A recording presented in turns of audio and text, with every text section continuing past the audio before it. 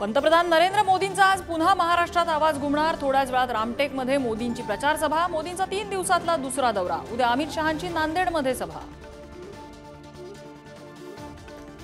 महाविकास आघाडीत सांगलीचा वाद अद्याप कायम। फेरविचार करावा, विश्वजित कदमांची नेत्यांना विनंती। तर 2 दिवसात कार्यकर्त्यांशी चर्चा करून समजूत काढू, विश्वजित कदमांचं विधान।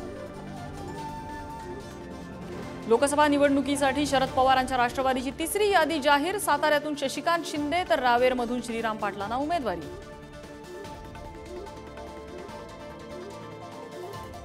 महाविकास आघाडीतला जागांचा तिढा सुटल्यानंतर आता उद्धव ठाकरेंच्या सभांचा धुरळा। दुसऱ्या टप्प्यात मतदारसंघात 21 तारखेपासून प्रचार सभा।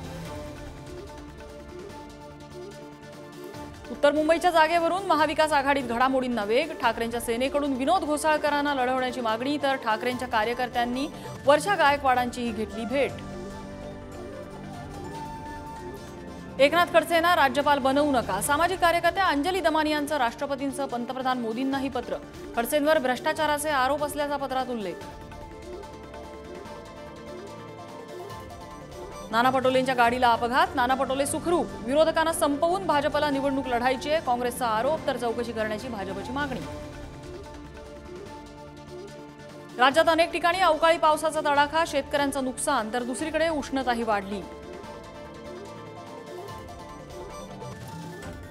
सोन्याच्या दरात पुन्हा एकदा मोठी वाढ। सोनं 74,000 प्रति तोळ्यावर तर चांदी 85,500 रुपये प्रति किलो। गेल्या 4 महिन्यात सोन्याच्या दरात 8,000ची वाढ।